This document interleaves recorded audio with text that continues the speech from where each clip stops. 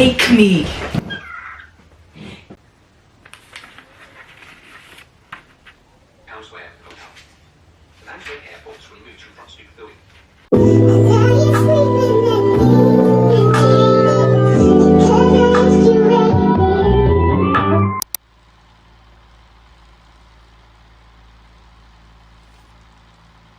Book and how we start off this 24-hour readathon. Hopefully everything is gonna go well, fingers crossed. But anyways, the first book that I am thinking of starting with is Hooked by Emily McIntyre. This is a dark romance book, the first book in the Never After series. I don't know anything about this book. I just know it's a Peter Pan spin-off. What is this? Honestly, the only reason I'm actually starting with this book is because so many people are excited to find out that I'm actually giving it a try, because I've been saying I'll read this book and never actually even opened it. So I'm like, you know what, let's give it a try. The font size is amazing, page number is, never mind, it's 400 pages, but it's a dark romance book. I'm sure I'll fly by. Plus, like, this is the font size that I'm talking about. I don't know if it can focus. Are you focusing? Can you see that? I think can you see that? Like, that's the font size. It's I like the font size, like it's very well. I don't know if the chapters are long or what, but I guess we'll see. So first book chosen.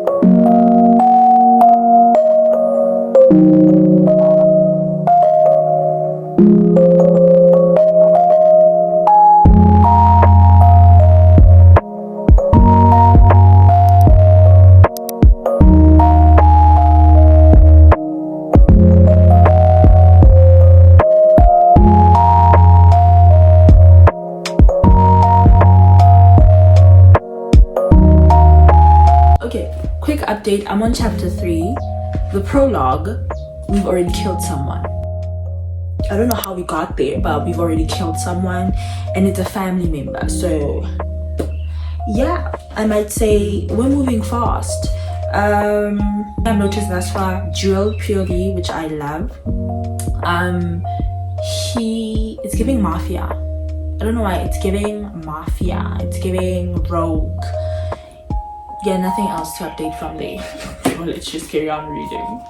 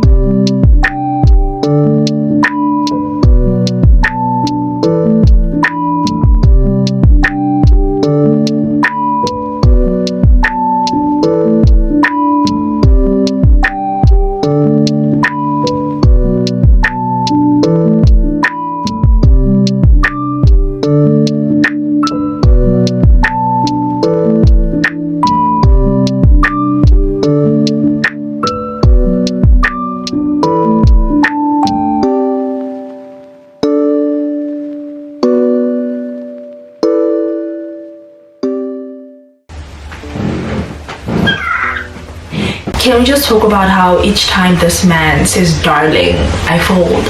Like, take me. Ugh. And he's giving British accent. I don't know if that's true. I'll have to go on TikTok and like look for, what is this, the audiobook of him saying darling, but it's giving British accent. Because what do you mean? What do you mean, darling? Yes. Each time, I repeat, each time he says darling,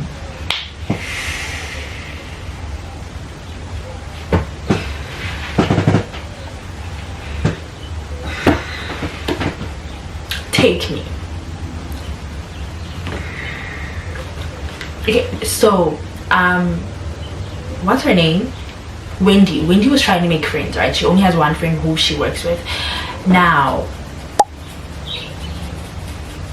I don't know what it's giving. It's giving something. I don't know what it's giving.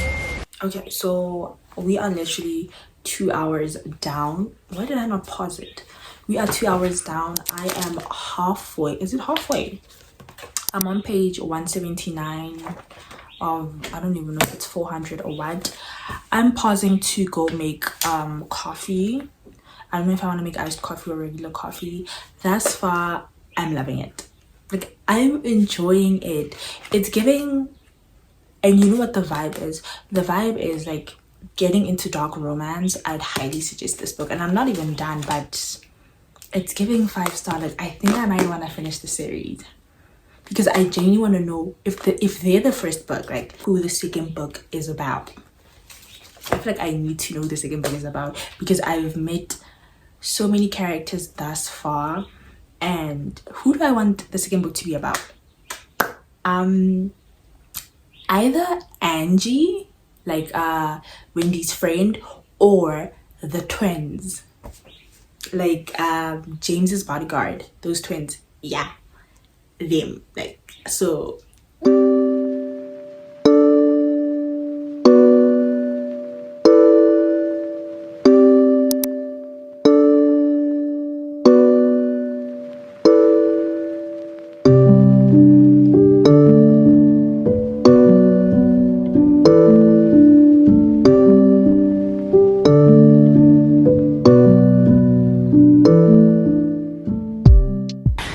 4 hours later, wait, let me pause. I don't pause, I don't know why. 4 hours later, and we are done with Hooked by Emily McIntyre. Now for my girlies, please do explain which part of this book was giving Peter Pan. Which part of this book was giving a spin-off of Peter Pan? Don't get me wrong, I enjoyed this book. 5 stars. Highly recommend for people that want to get into dark romance, and also for my girlies that are into dark romance. This book was perfect. I enjoyed every minute of it. If I could give it 6 stars, I would. Hell, I'm giving it 6 stars. You can't tell me how many stars I'm supposed to give a book. 6 stars out of 5. This was an amazing start to the 24-hour readathon because I did not think I'd enjoy it as much as I did. Like, I knew I would enjoy it, but not this much. It's giving enemies to lovers, touch her and you die, she's only mine. He falls first and he falls hard. I think that's just the thing. That is my favorite trope. And in one of the moments, he's like, Mamela girl, if you want babies, I'll give them to you. If you just want to stay home and do nothing, I'll do that for you. And if you want me to burn the world, she interrupts her and is like, okay, let me guess, you'll burn it for me. And then he's like, no, I'll give you the match, let you burn it all down, and I'll stand behind you as I watch you become the queen of motherfucking ashes.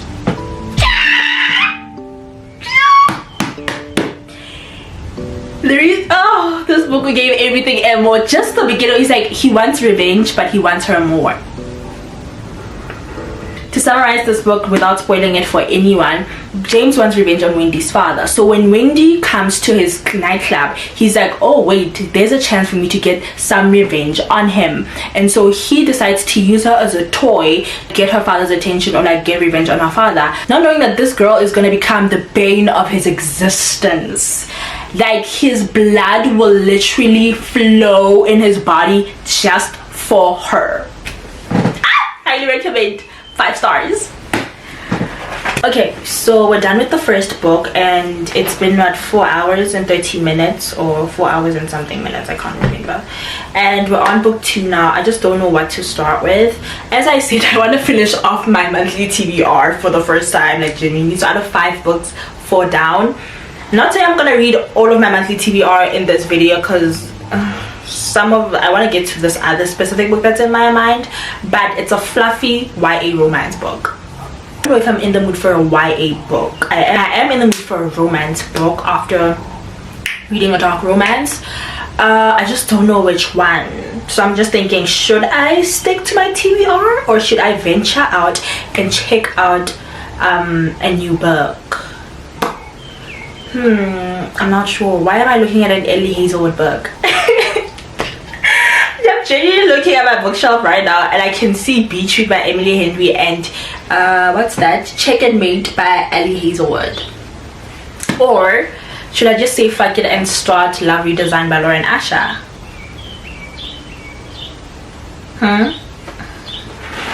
Thing is, she's a bit chunky, but a lot of people loved this book. They said it was worth it. Oh my god, a romance book that's 600 pages. This is gonna take me a hot minute. Never read a small town romance before. Childhood rivals. Okay, enemies to lovers. Yeah, let's fuck it. Fuck it, let's start Love Redesigned by Lauren Asher. Let's see how this goes.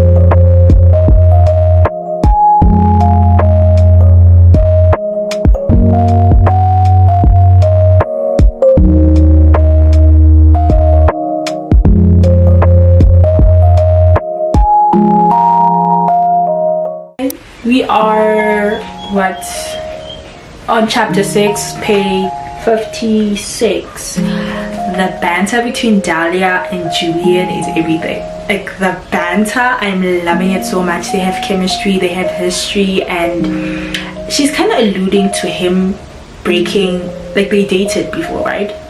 So she's alluding to him like doing something that broke off their relationship, and because of that, that's when she met her now ex-fiance, not husband. Talking about the ex-fiance, I have never hated an ex so much in my life. Like, the book, like I hate this ex so much. Hate him to the core. I don't even know shit about him. I hate him. But anyways, good book. That's why I'm kind of liking it. So yeah.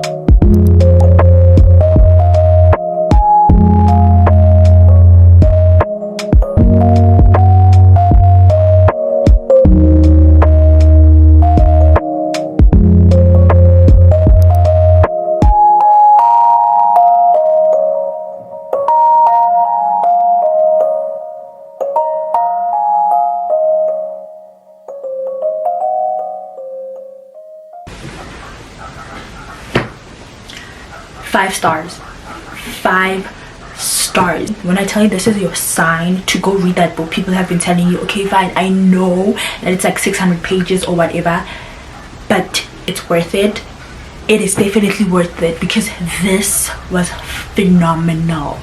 This was everything it needed to be and more. And I don't even know why I doubted her, because Lauren Asher, I love The Billionaire trilogy. Is it the Billionaire? Something trilogy, the one with the fine print. I'm looking at it right now, so sorry. It was everything. This right here, this right here, 5 stars. Like, I cannot even push you hard enough to go read this book. I'm ashamed to say that I had doubts, and I can 100% say I was the problem. I was genuinely the problem, because I get it. Like, every single page, the whole, how many pages was this? 500 plus pages was worth it. Oh, this book was so beautiful, so romantic. This book reiterated the beauty that is being a woman. Like, the emotion, the things. What's her name? Dahlia. The things that Dahlia went through in terms of anxiety, depression, and then her condition, mixed with all that, she had to make a choice, a hard choice, and live with that choice. Like, it was hard, but she kept on saying to herself, you're stronger than this, you can do this, so let's just affirm that. I need to get out of the house in order to feel good, or in order to be better, to feel better. So that's what I'm gonna do. I'm gonna get out of the house, even though there will always be like the residue of it, but I am proud of her. Can we please talk about Julian for a minute? Like, can we please talk about Julian? Like, he is the sweetest, kind of a dumbass, but so sweet, and I think they match well together. He was going through his own things as well, so I think how we don't choose how we respond to trauma, right? Because it's different. It's different for everyone, né? But the fact that he could later on realize that I could have done better, I could have said things in a better way, or been open and honest about how I was feeling or what I was going through during that time in my life, is what we love, is what we believe a king should do. The fact that he recognizes his mistakes and was able to be vocal about it and not just brush it off, it made me love him. It was giving enemies to lovers, it was giving small town romance, it was giving family drama. Not even family drama, just everyone in their family wanted them to be together except for them. Like, they did not like each other, but the family was like, there's no way, we are putting you together. At one point they actually make up a whole scenario that forces them to share a room. Like, there's a bit of one bed trope in here, and the spice will not disappoint. It will not disappoint.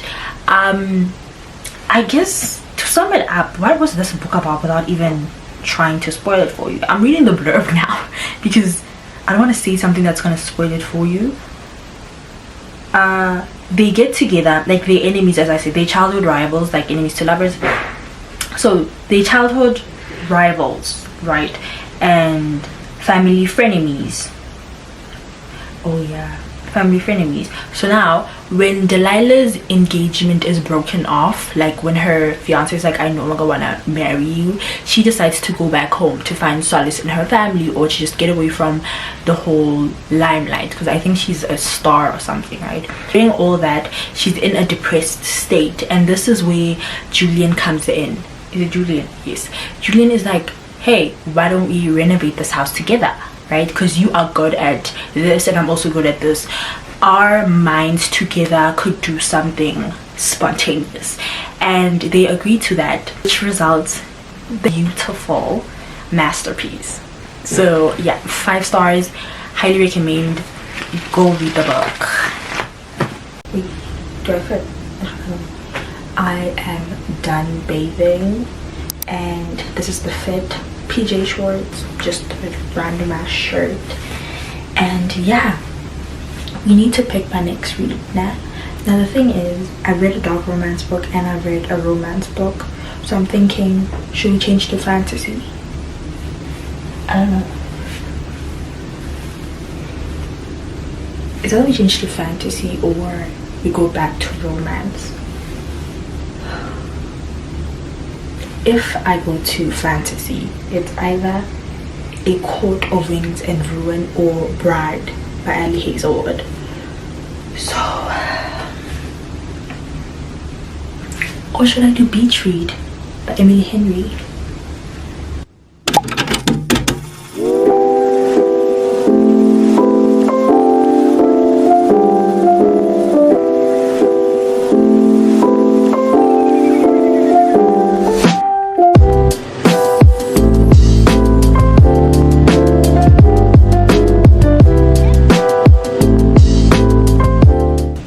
Decided to read Beach Read by Emily Henry, but I think I'm gonna read it as like an ebook because I don't know, the font in the book is annoying me. Like the font is way too small, so I think I'll just read it here, annotate it here, and then transfer the annotations to the physical copy. Yeah.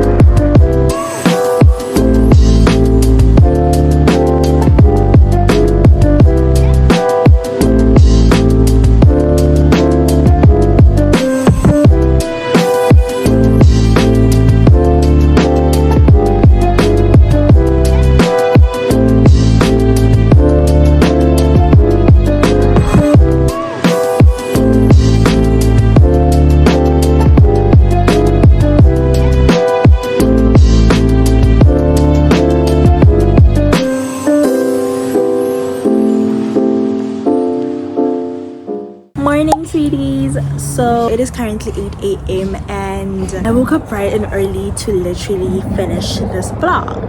Last night reading Beach Read by Emily Henry, I liked it. Actually a 4-star read for me. It was easy to get into and the romance was romantic. It is about two writers that are both broke and in writer's block, so they need to figure out a way to just get out of the writer's block and write their next book before their deadline. And so they come up with this idea to just swap genres. January, which is the girl, is a romance writer, and what's the guy's name? Gus is a non-romance believer. He does not believe in romance at all, so he writes, I think, thrillers, or I don't even know what he writes, right? So they decide to swap genres, and it was like, okay, fine. And they have a competition where they both say that, okay, fine, at the end of this writing process, whoever wins gets to of course brag. Also the other one has to like campaign for the other one's book and just brag about it during the tour or whatever, and talk about how the other one is the best writer in the universe or their generation, right? One of the things I mostly focused on, other than the romance in this book, was the relationship January had with her father. Like the way she kept on going back and forth on whether she believed the man that raised her is the man that did the terrible things that he did, because he did certain things, but I can't even tell you because it's a spoiler. But each and every time she's doubting everything she said with her father, everything they've talked about, their connection, because the man he ended up being, or the man she found out about, is not the man that raised her. It's not the man she called father. So I feel like that is just a topic that I focused more on in this book rather than the relationship she had with Gus. But the relationship was good though. Like the banter was nice. I just feel like, are you done? A lot of self-doubt in this book coming from both characters, and it kind of annoyed me at one point, but but Emily Henry did it again. I still believe Happy Place is her best book, but this is just the second book I've read of hers, so we'll see going forward. But thus far, Happy Place is still number 1. Beach Read is a 4-star read. Highly recommend. Yeah. Okay, so now we are on our 4th book, and that book is, it is called Ours to Ruin by S.T. Roran. Never read anything from that author. I'm going in blind with this book. I haven't even started reading the book, yet the dedication is already like, wow. Dedicated to all the sadistic girls who get off on the heroine's suffering and crave to be in her place, controlled and riled by 2 unhinged psychopaths. And then when you scroll, it's like, oh, you're still here. And it's like, so you're willing to be at a mercy of 2 deranged maniacs. Okay, I'm excited. Let's see how this goes. But I think I'm gonna move from here to a different place because the sun is coming and I don't feel like moving. I want to be comfortable to finish this book. And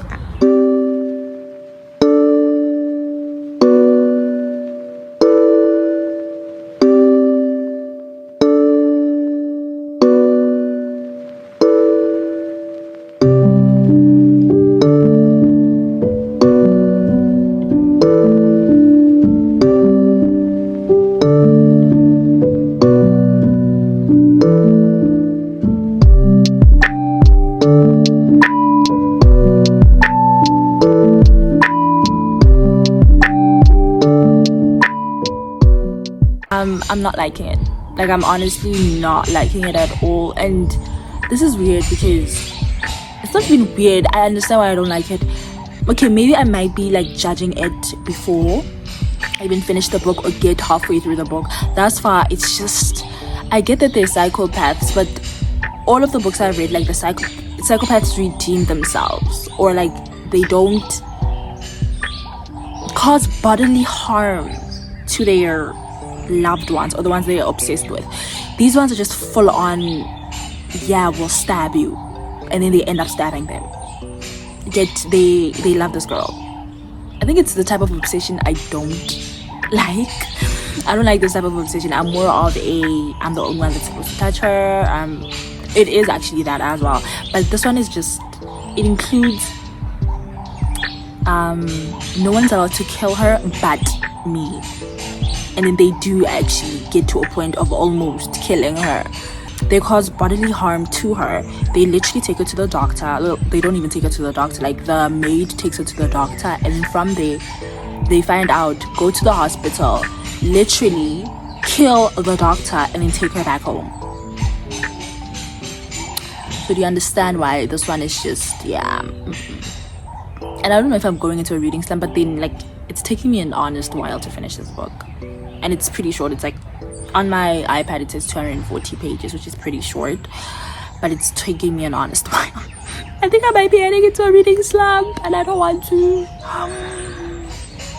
But yeah, that's just a reading update. I don't think I have anything more from there. Yeah.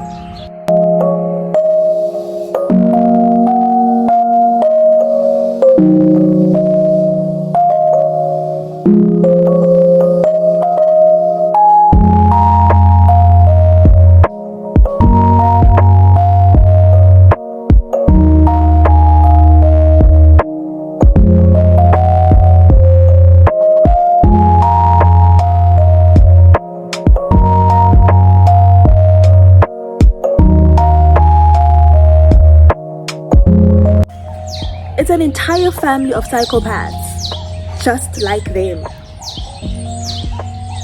And they've abducted people from like all over, people they feel like they're obsessed with them.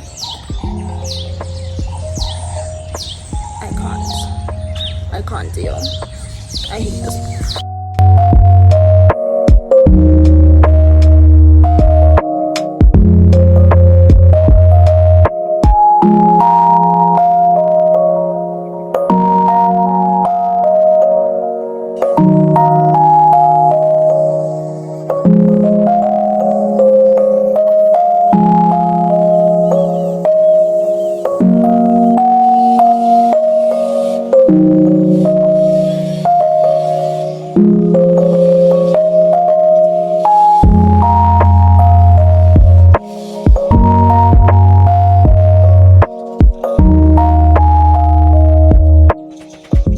so we have good news and bad news.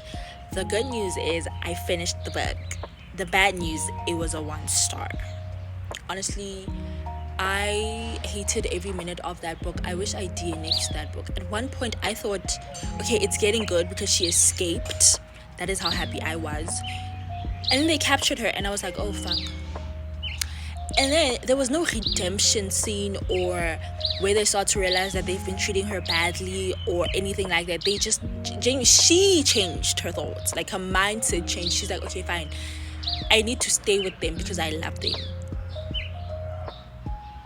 As I was saying, they literally stabbed her, strangled her to a point where color was literally draining from her motherfucking face. And mind you, strangulation is not one of her kinks.